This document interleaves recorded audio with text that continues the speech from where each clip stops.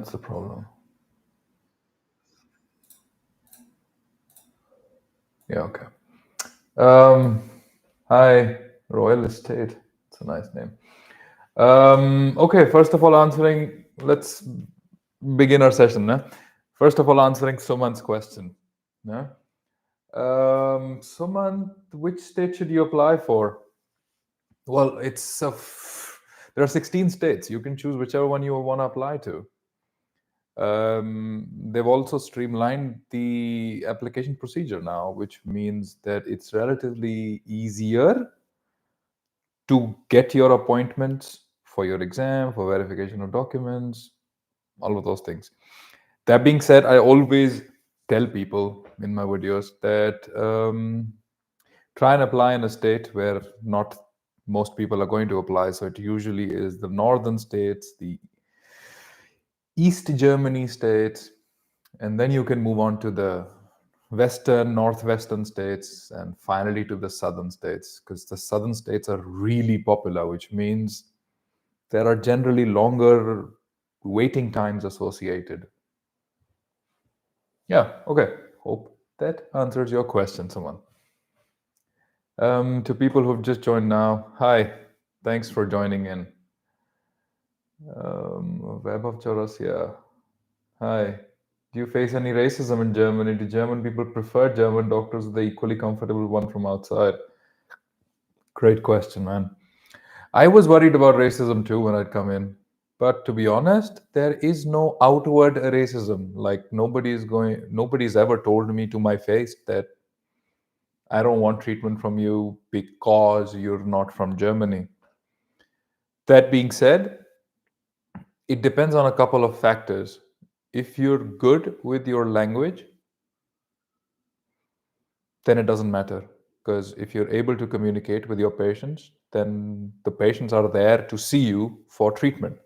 And if you're the doctor they're getting, they are going to want to get a treatment from you. That being said, if you do not understand their language or are unable to communicate with them in proper German or fluent German, then they're going to get irritated. And that is regardless of if you're in India or in Germany. I think in Germany, the one shock that I felt was that doctors are not seen as these superhuman beings. They're not seen as God like they were in India. You know what I mean? Like you guys, hoping everybody's a doctor who's joined in here, which means they know what it is like to go through internship, what it is like to go through med school, what it is like to work in a hospital where everybody sees you like, oh, you're a doctor, I'm going to show you respect. Here it's like, oh, you're a doctor. Okay. Good. Can you help me? Oh, no? Okay. Then you're a shitty doctor. It's more normalized. But racism per se, no. In my experience, I have not felt any racism. People have been very receiving and open towards me. But I think that's also because I know I speak good German. And that's why I tell you guys to practice your German, practice talking to German patients.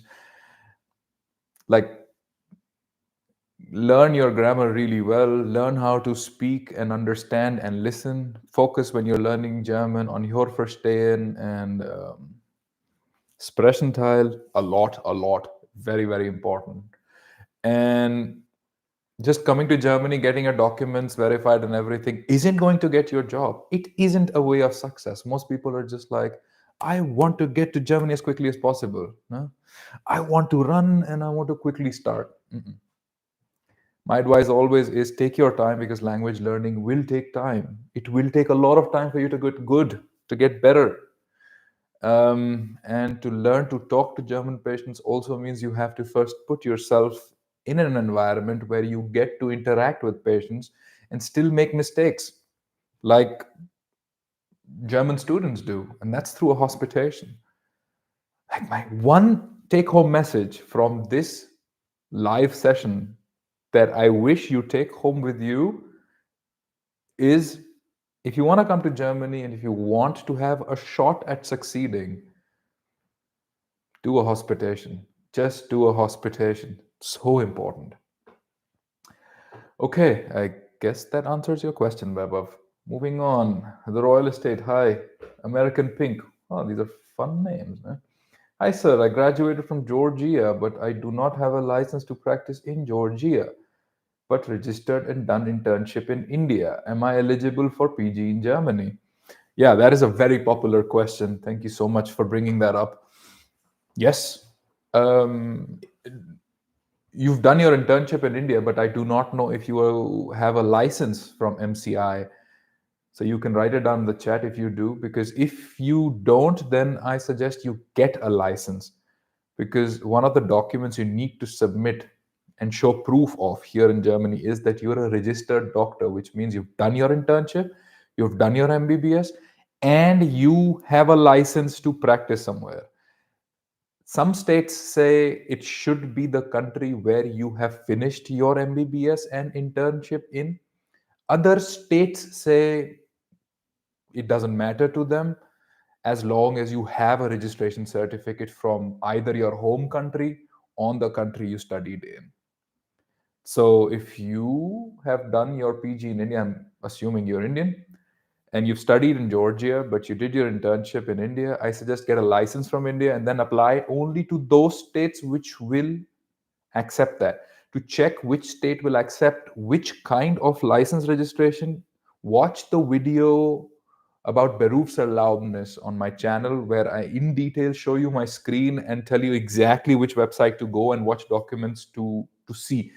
So you'll use exactly that procedure to check out requirements in other states. I did it for Hamburg, but all the other 15 states you can check. And on the website of the Landesprüfungsamt, you will be able to check exactly if this state allows you to use a license from your home country or from the country of your study. But both are accepted, but not everywhere in Germany. But some states would accept one, some states would accept the other. Whew, okay, gentle charmers. How difficult is it to get the FSP dates in Hamburg? Like, how far away after applying is the date you get? Mhm. And the second part is, how easily can one get a hospitation after Fachsprachprüfung in Hamburg? I'll answer the second question first because it connects with the point that I was making before.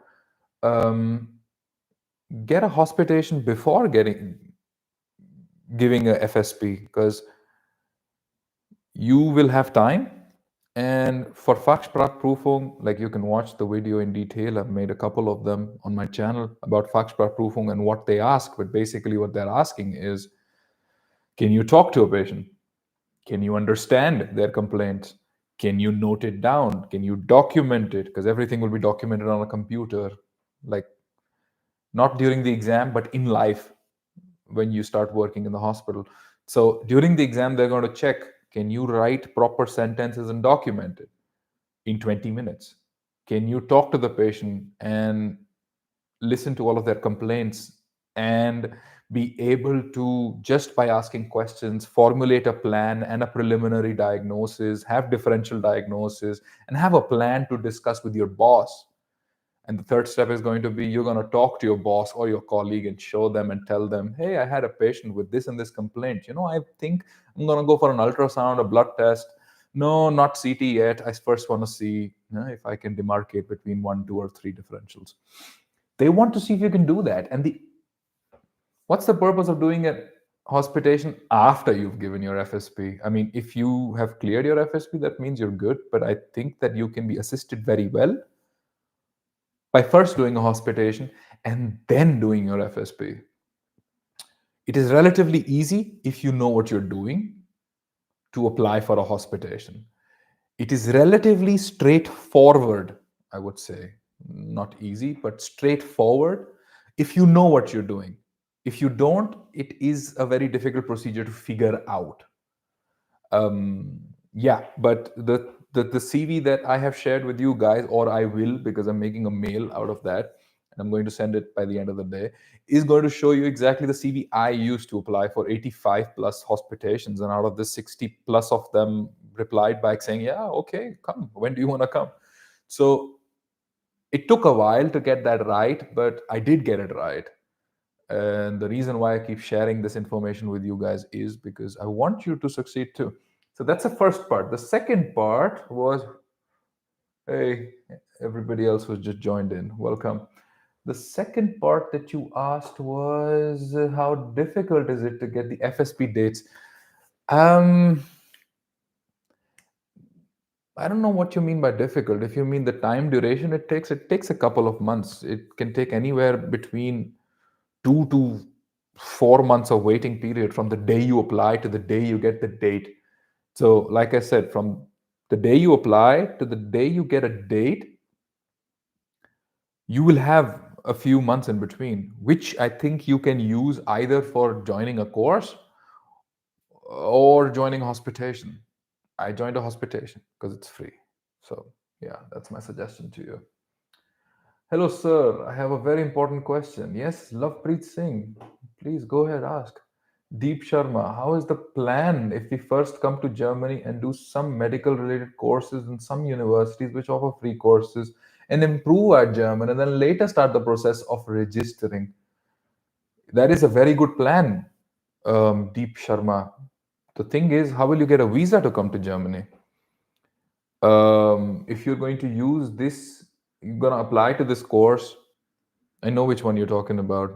Probably the one in Charité, or in LMU. Like these two, I know Berlin and Munich offer it. Yeah, but the entire world is applying for it, man. I don't know if you're gonna get it in the timeline you have. Let's say you look for, let's say they do 4 courses in a year, right? Every 3 months, and the courses of the next 9 months are booked. How are you going to come? Like that just fucks up your timeline. Do you understand what I'm saying? And they have limited positions. It's not like they're going to take 100 students who apply. They're going to take like 20. Two, no? Three, how are you going to use that for a visa? If you think you're going to come on a student visa, well, you could, but that too is difficult because you need to then for the visa get a lot more things. And if you that's the only plan you have, chances are they'll reject it, saying you're just going there to, I don't know, for 2 months of training, but what next? What do you want to do next? Do you have a plan? And so when I went for my visa interview, I showed them my exact plan on paper, saying, oh, you know what? I had 3 planned hospitations for 2 months each, which means if you give me a visa of 6 months, I'm going to be busy for 6 months looking for a job because that's my purpose. So, like, I went on a job seekers visa, but you guys have a better option now to not apply for a job seekers visa, but apply for a verification of document visa. I'll make a video on that too because that's for me, that's new information. You can use it if you get in. No, to be honest, you can use it if you get in. But I think not everybody will be able to get in, right? Even if it's free, because it's free. But hospitations are innumerable because you're going to apply in hospitals, and hospitals across Germany, like thousands of hospitals with hundreds and thousands of departments. I think even if there's one candidate who joins a month, you're going to get a chance to get a hospitation. That's just my opinion. Suman, can you give tips on how to make our motivational letter eye-catching? Oh, use proper German, man.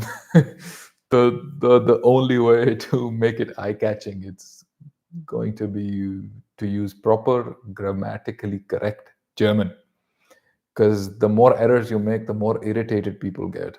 Like, I know it's just like, why? Why can't you just be patient? But people here, they're really busy. No? And your applications are going to heads of departments, getting like hundreds of applications every day. Plus, they're running a department. Plus, they're like, if they're a surgeon, they're operating the whole day. Plus, they have a personal life. So, the time that you get to capture somebody's attention when you send them an application is within seconds. And if you're grammatically incorrect, or if you choose the wrong format, if it's not a formal format, if it's not a formal greeting, if you got the person's name wrong, if you got a few sentences wrong, you're out. So be very, very careful and particular about what you put on that letter. So, CV building important for Germany as it is in USMLE and PLAB for getting a job. Oh, you mean getting extra credit? Like I know in USMLE, they expect you to do the hospitations that I talk about, but it's a paid process. Plus, they expect you to get like letters of recommendations called LORs.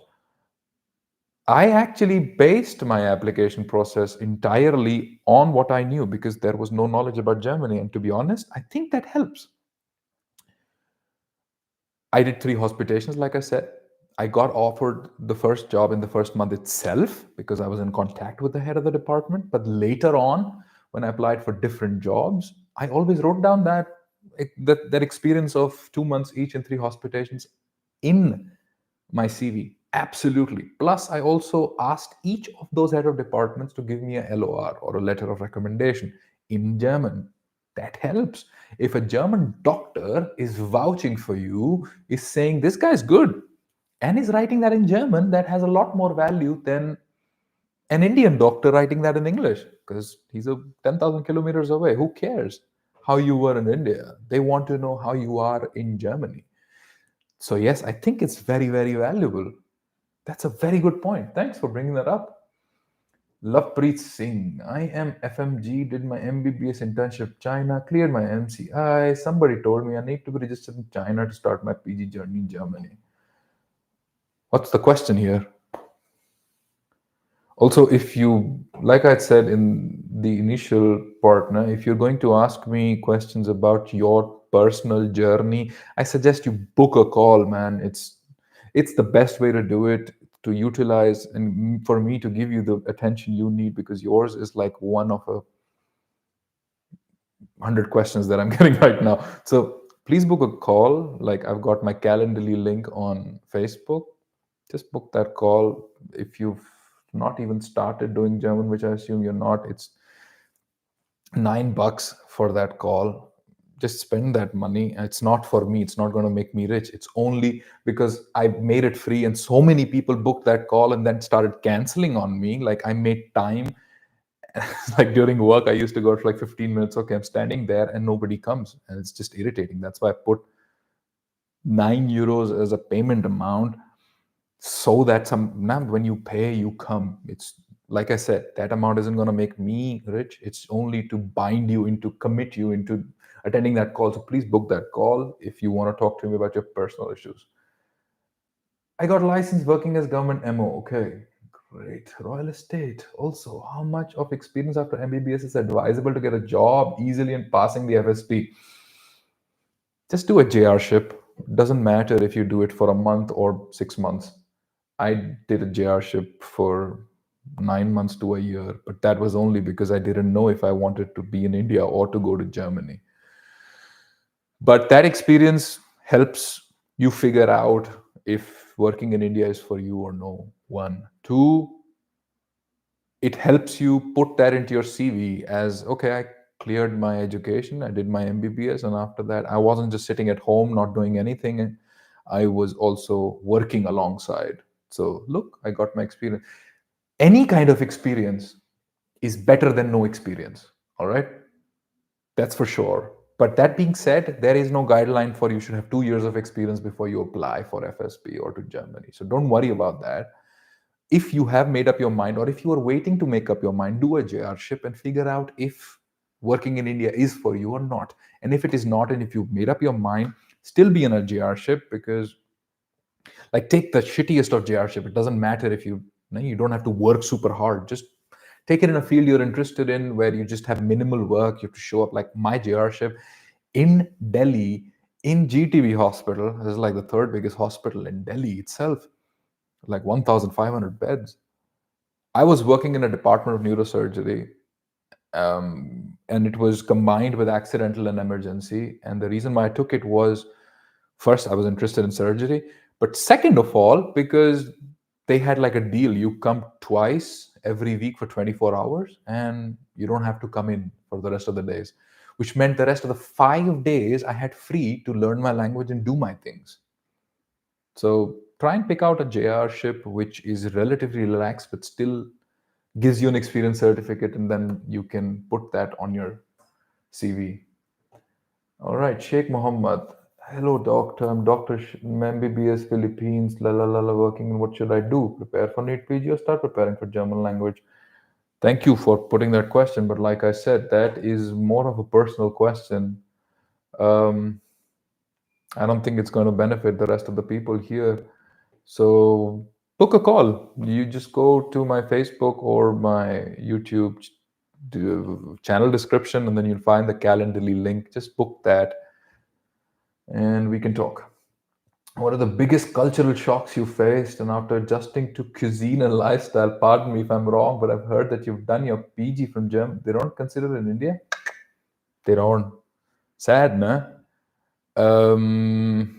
You can't get an MCI. You can't get the MCI in India to tell you if to not tell you to acknowledge that you've done a post graduation in Germany. They can't understand German language, and they don't want translated documents. The only 5 countries they recognize it from is where the English is the national language, like USA, Britain, New Zealand, Australia, and Canada are the only 5 countries from where you can do a post graduation, come back to India and say, "Here, I did that," and they're going to be like, "Okay, precious, you're certified post graduation even here." They don't do that for German post graduation, which is sad, but they don't. Biggest cultural shock I faced. Like, you're right, food is one of them. Um, I think the biggest cultural shock was when you go to work. So in India, I was friends with all of my SRs and all the postgraduates that I was working with. No, we would call them sir, but then it would always be like in the evening, if you're tired working 24 hours or at night, you're like, chal chai peete hain, right? Or chal sutta marte hain, or whatever. Like, oh, let's go eat, and they'll pay for it. Like those kind of social interactions were very common in India. It isn't here in Germany. In Germany, it's like I make my friends in college or school.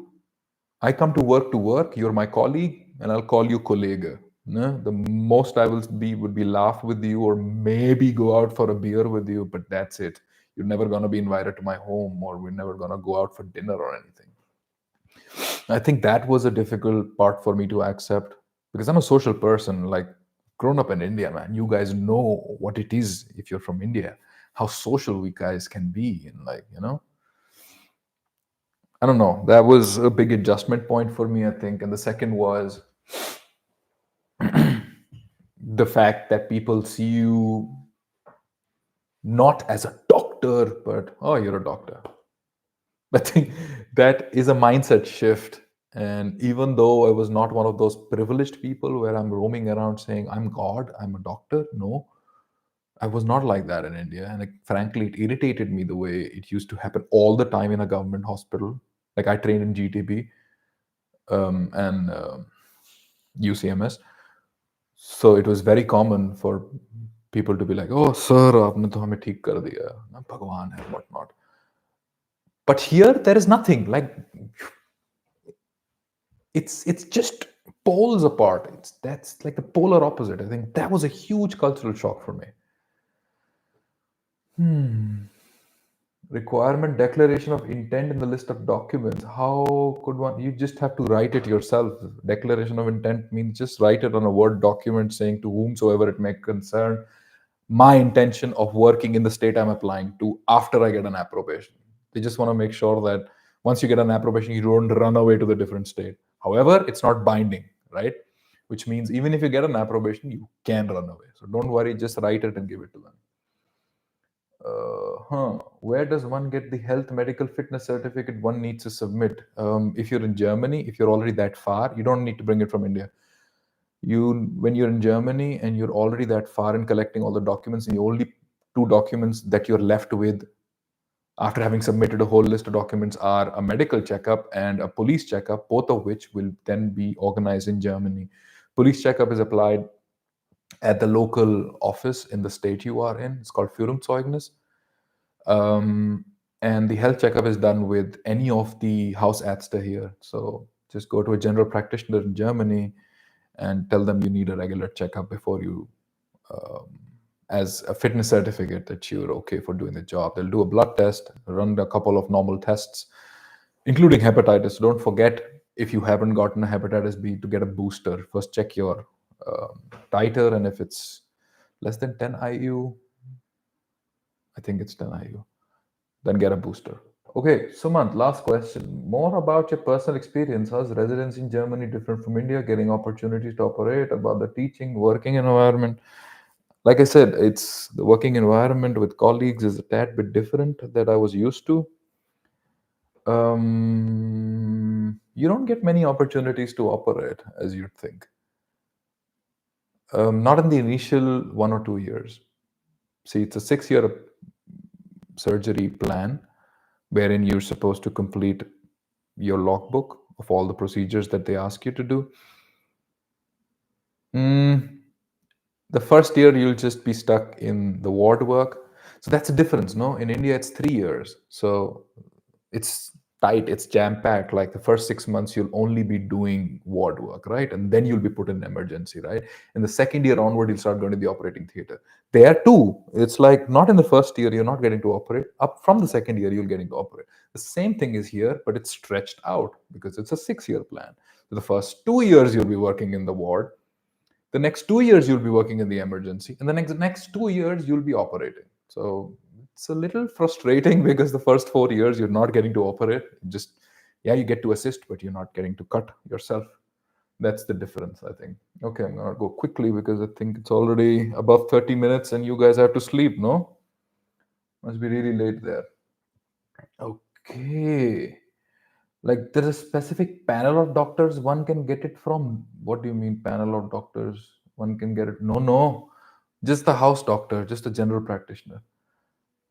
Deep Sharma, how's the scope of medical related industries like pharma, MB, hospital management technology? It's superb. You should read up more on it. I think I know a couple of people who've already done an MBA alongside doing their MDs. So it can be pretty useful if you're interested in hospital management. And it's called Quereinsteiger. It's like you were going straight, but then you decided to go in a different direction from your field. Like after doing MBBS, you went into management. It's got scope. I'll just say that. I don't have much personal experience, but you can definitely go. And as far as pharma is concerned, beautiful. You have large pays, like it's got better pay, it's got better working hours, and it's got better research. I could highly suggest it, but I'm not the right person to guide you on it.